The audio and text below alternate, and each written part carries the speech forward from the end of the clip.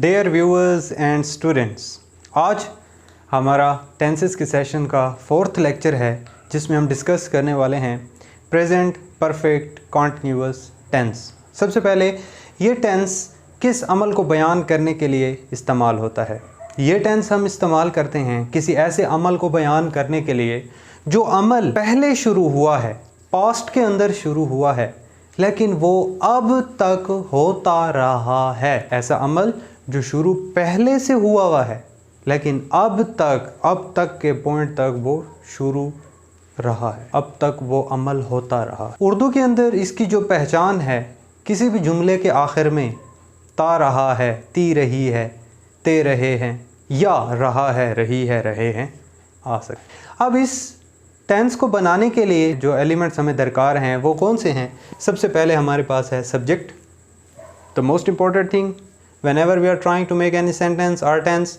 उसके बाद है हेल्पिंग वर्ब, उसके बाद है मेन वर्ब, उसके बाद है ऑब्जेक्ट, और इसमें एक और चीज़ का इजाफा हो गया है। वो चीज़ क्या है? वो है सिंस एंड फॉर। सिंस और फॉर का इस्तेमाल समझने की ज़रूरत है। What is the difference between the use of since and for? For हम तब यूज़ करते हैं जब हम किसी टाइम के पीरियड को बयान कर रहे हों। किस तरह से? फॉर एग्ज़ाम्पल, वो 2 घंटों से फुटबॉल खेल रहा है।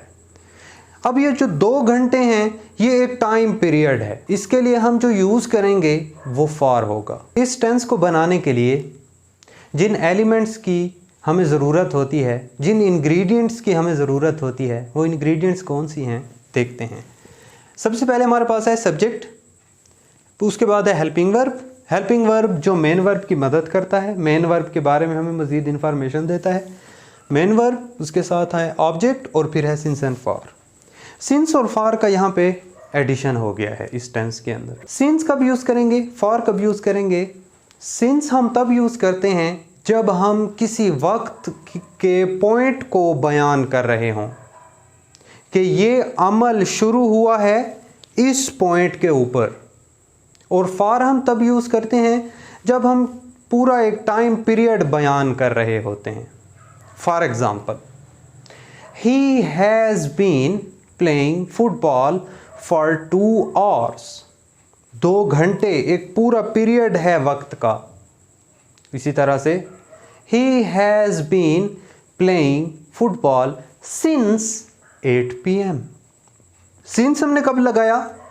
जब हम वो पॉइंट बता रहे थे कि इस पॉइंट से वो अमल शुरू हुआ है। और फॉर हम तब यूज़ करते हैं कि ये अमल इतने वक्त तक जारी रहा है। ये है दोनों के दरमियान difference, the difference between since and for. अब हम आगे बढ़ते हैं और देखते हैं कि इसके अंदर हेल्पिंग वर्ब्स कौन से यूज़ होने वाले हैं। सबसे पहले सब्जेक्ट, फिर वही red and blue group, he she it, third person singular plus name. उसके साथ आपने हैज़ लगाना है, जिस तरह से हमने पढ़ा है प्रेजेंट परफेक्ट टेंस के अंदर कि इन सब के साथ हैज़ लगेगा और इन सब के साथ हैव लगेगा। बट इस टेंस के अंदर बीन का एडिशन हो चुका है।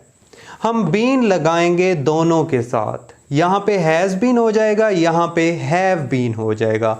और वर्ब की 4th फॉर्म हम यूज़ करेंगे, वर्ब की ing वाली फॉर्म हम यूज़ करेंगे। इसके साथ हमारा ऑब्जेक्ट आ जाएगा और उसके साथ हमने सिंस या फॉर लगाना होता है। फॉर एग्ज़ाम्पल, एक जुमला ले लेते हैं, he has been driving a car since 9 PM।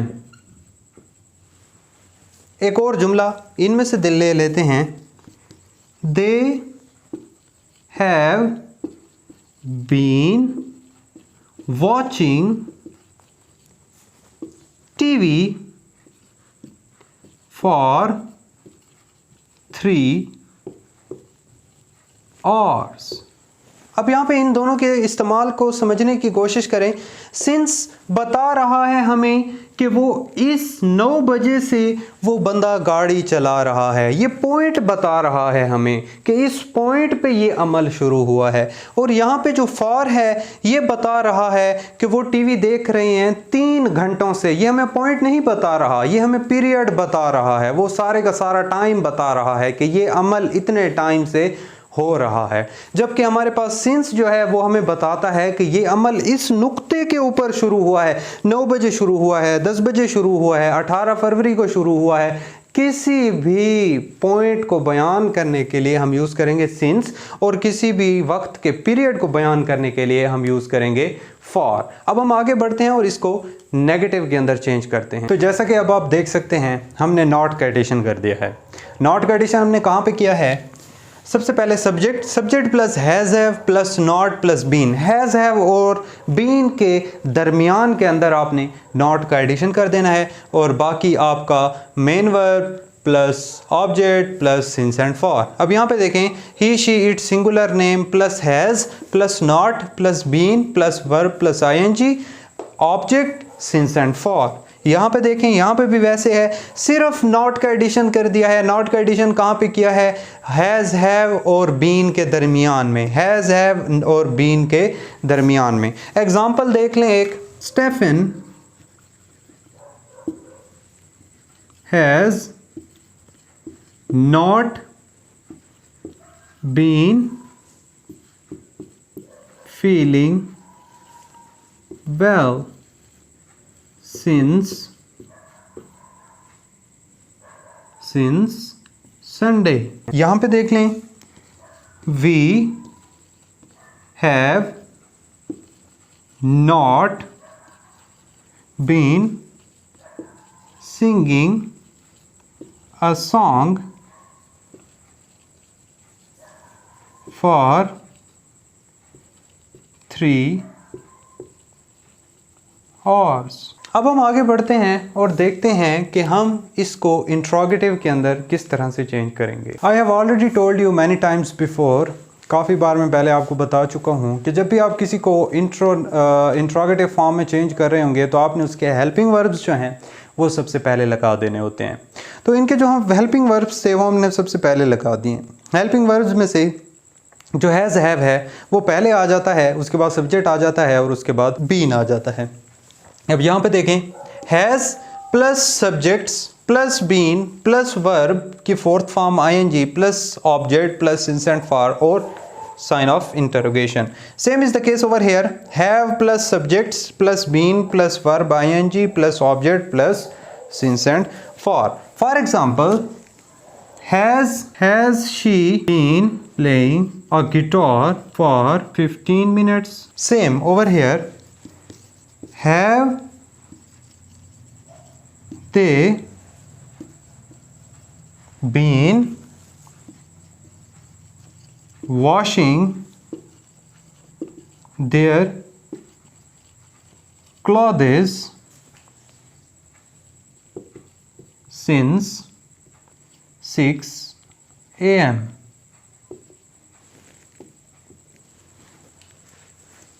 बहुत ज़्यादा आसान है, आपने जस्ट इसमें कंफ्यूज नहीं होना। बाकी सारे के सारा जितना आप इन टेंसेस को प्रैक्टिस करेंगे उतना ज़्यादा ये आपको अच्छी तरह से याद हो जाएंगे। जब तक आप किसी टेंस को, अब for example he goes to school है, आप उसको चेंज करें, आप उसको कॉन्टिन्यूअस में चेंज करें, फिर उसको परफेक्ट में चेंज करें, फिर उसको परफेक्ट कॉन्टिन्यूअस में चेंज करें, इसी तरह से फिर उसको पास्ट में चेंज करें, पास्ट कॉन्टिन्यूअस में, पास्ट परफेक्ट में, पास्ट परफेक्ट कॉन्टिन्यूअस में, फिर उसको फ्यूचर में। इसी तरह जब तक आप प्रैक्टिस नहीं करेंगे तब तक आपको टेंसेस उतनी अच्छी तरह से नहीं आ सकते जितने आपको with the help of practice आ सकते हैं।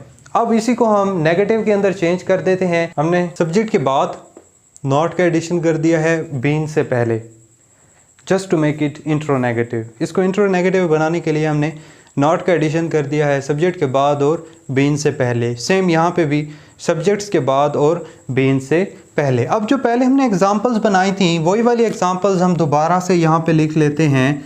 Has she not been playing a guitar for 15 minutes. Same over here. Have they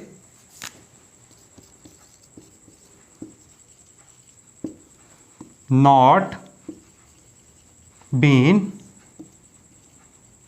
washing their clothes since 6 AM? अब यहाँ पे देखें, सिंस क्यों यूज़ किया है हमने? इसलिए यूज़ किया है क्योंकि 6 AM है। यहाँ पे एक पॉइंट बताया गया है कि वो इस वक्त से, क्या वो इस वक्त से ये अमल नहीं कर रहे। और यहाँ पे आप देखें हमने फॉर क्यों यूज़ किया है, क्योंकि यहाँ पे ये 15 मिनट्स एक ड्यूरेशन है, एक पीरियड है टाइम का, इसलिए यहाँ पे हमने फॉर यूज़ किया है। 15 मिनट के, क्या वो 15 मिनट से ये काम नहीं कर रहे? क्यों हमने यूज़ किया? क्योंकि ये एक पीरियड है, ये एक पॉइंट ऑफ टाइम नहीं है। सो रिमेंबर, हमेशा याद रखें, since is used to mention the point of time and for is used to mention the period of time. उम्मीद करता हूँ कुछ ना कुछ आपकी कन्फ्यूजनें ज़रूर दूर हुई होंगी by going through this video. And if you have any question regarding it, you can comment and inshallah I will be there to help you out.